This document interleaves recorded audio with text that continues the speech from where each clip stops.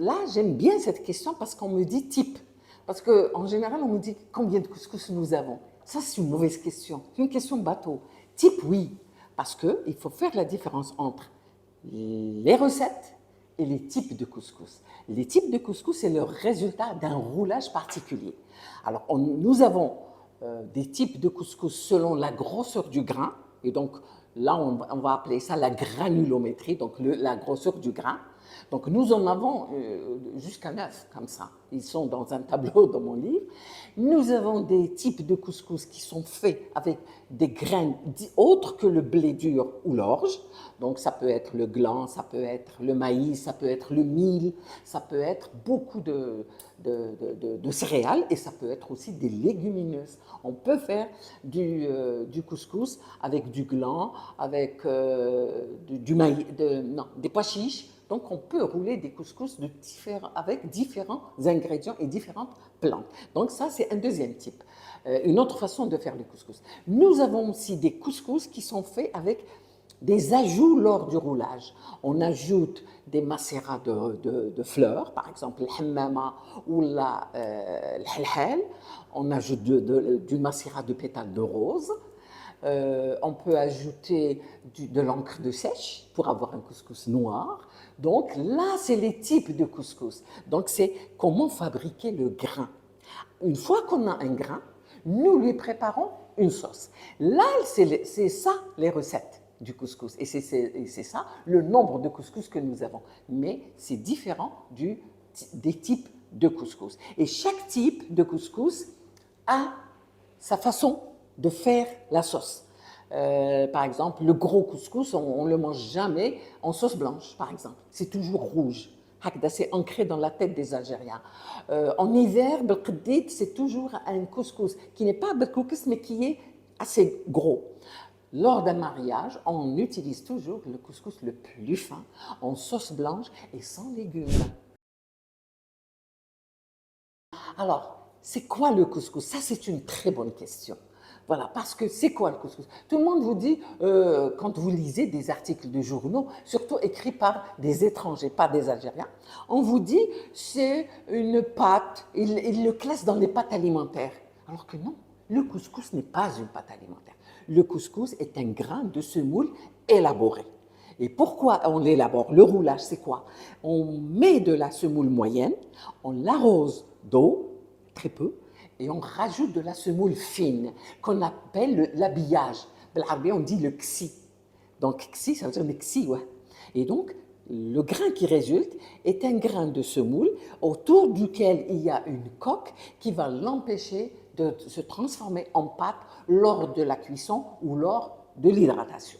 Ça, donc, c'est pour c'est quoi le couscous? Alors, moi, en tant qu'intellectuel, je ne dis jamais mon avis. Je ne donne pas ma conclusion.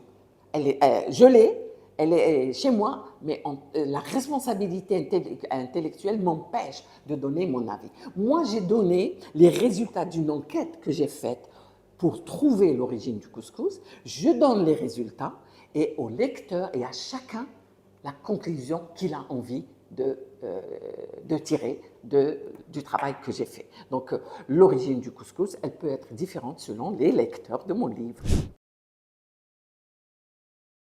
Alors, le couscous aux pétales de rose, c'est un couscous festif, donc de circonstance, et on le sert dans l'est de l'Algérie, donc dans la wilaya de Mila, et on le sert le lendemain du mariage. Avant, quand une fille se marie, la famille du marié vient la chercher seule. Et le lendemain, sa famille vient la voir. Et comme avant, les femmes ne pouvaient pas sortir le jour, donc elles partaient à 5 heures du matin, tant qu'il ne fait pas encore jour, et elles partaient à pied chez la maison du marié. Quand elles arrivaient, ces femmes, on les honorait avec un plat de couscous à la rose, qu'on mange avec un coulis de rose. Voilà. Oui, donc on vient de parler du couscous à la rose, donc c'est spécialité de Mila. Il y a le couscous à l'encre de sèche, qui est un couscous que les hommes font dans la région de Mostaganem et Ténès. C'est un couscous. Donc, les pêcheurs, quand ils pêchent et qu'ils ont beaucoup de sèche, ils prennent les poches à encre, ils colorent leur couscous avec, et les sèches vont servir à réaliser la sauce. Et après, vous avez un couscous noir qui est très beau et spectaculaire. Voilà, il y a ça. Nous avons aussi le couscous de Timimoun ou du Tuwet, qui est un couscous vert. Pourquoi? Parce que dans cette région, l'humidité relative est très basse et les plantes, elles sèchent tout en restant vertes. Donc, ils réduisent leurs plantes locales en poudre et ils les ajoutent au moment du roulage du couscous. Et vous avez une très belle couleur et un très bon parfum de ce couscous saraya. On l'appelle couscous saraya. Et il y a le mshroub ou le mziyet qui est un couscous fait à partir du grain fermenté. Donc, dans les matmourats, c'est les silos souterrains qui ont toujours existé depuis l'Antiquité en Algérie. On mettait le grain dedans et donc le grain est protégé des rongeurs et des insectes, mais il n'est pas protégé des ruissellements d'eau.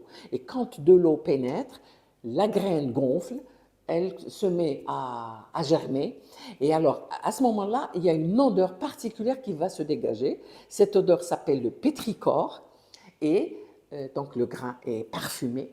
Bon, il y a des gens qui n'aiment pas, mais moi j'adore cette odeur qui est particulière. Et le grain est noirci, donc il devient foncé. Et donc, on fait du couscous avec. C'est du couscous qu'on roule un peu gros, parce qu'il doit être un peu gros. C'est comme ça. Voilà. On ne sait pas pourquoi, mais c'est gros. C'est un gros couscous. Et ce couscous, il est en deux versions. La version bourgeoise, donc, comment on fait? On prend de la semoule normale et on récupère toutes ces huiles qui sont dans les parois du silo et on roule le couscous avec. Donc, on lui donne un parfum de pétrichor léger. Et ça, c'est le couscous des riches. Pour les personnes qui ne peuvent pas se permettre, ils prennent les graines, ils les réduisent en poudre et ils en font un couscous qui va avoir ce même parfum. Alors, tous les pays du monde revendiquent tout. Tous les pays. Il y a toujours des guerres entre pays. Pour tout, hein. La pavlova, elle appartient à qui? Entre l'Australie et la Nouvelle-Zélande. La soca et la garantetta appartiennent à qui? Il y a toujours ces guerres. Donc, c'est normal qu'il y ait ces guerres, qu'on revendique la paternité. Mais moi, je trouve que revendiquer tout le temps, c'est être intolérant. Parce qu'il ne faut pas être intolérant. Tous les pays ont un patrimoine. Et parfois, dans des pays voisins, il y a toujours une même origine. Parce que c'est proche, la culture est proche. Et quand deux civilisations se côtoient, les échanges sont toujours dans les deux sens. Donc arrêtons de faire ces guerres verbales qui ne servent absolument à rien. Un patrimoine ne se vole pas. Parce qu'un patrimoine, il est déjà fixé dans des livres historiques. Il suffit pour nous, Algériens, d'aller dans 6 livres, d'apprendre à lire et aller chercher dans ces livres d'histoire et revendiquer ce que nous voulons revendiquer. Alors le couscous, son origine, son rôle social est extraordinaire. Depuis la nuit des temps en Algérie, depuis la Numidie et peut-être même avant, le couscous fait partie de notre alimentation. Son rôle social, c'est qu'il est, tout le monde dit que le couscous est un plat convivial où tout le monde, on fait un seul plat et tout le monde peut planter sa cuillère et se servir et se régaler. Donc, il a un rôle social de rapprochement des populations, des personnes, des familles. Et en plus, dans notre société, moi je parle de mon pays, dans notre société, il accompagne l'être humain de sa naissance à sa tombe. Pour toutes les circonstances, qu'elles soient heureuses ou tristes, le couscous est toujours là. C'est l'aliment qu'on sert. Et moi, je l'appelle un petit peu le mets divin, parce qu'il est au-dessus de tous les autres plats de notre gastronomie. Il est au-dessus de tous. Pour la vouloir, je la voulais, ça c'est sûr. Mais est-ce que je m'attendais? Quand je voyais les écrits entre moi et le fondateur du concours, je me dis non, ça va être le premier prix. Après, je me dis non, il ne faut pas être gourmand. J'ai eu un premier prix en 2023, peut-être que cette fois, non. Surtout que les pays qui étaient avec moi, concurrents avec moi, c'était de gros pays de gastronomie. Le Mexique. Le Mexique, maintenant, c'est un pays à gastronomie. Il y avait la Suède, il y avait la Turquie, la France. Je me dis, non, peut-être que je n'aurais pas la chance. Peut-être une deuxième ou une troisième place. Parce qu'on m'a dit que j'étais finaliste. Mais moi, je le voulais pour l'Algérie et surtout pour le couscous. Et alhamdoulilah, on l'a.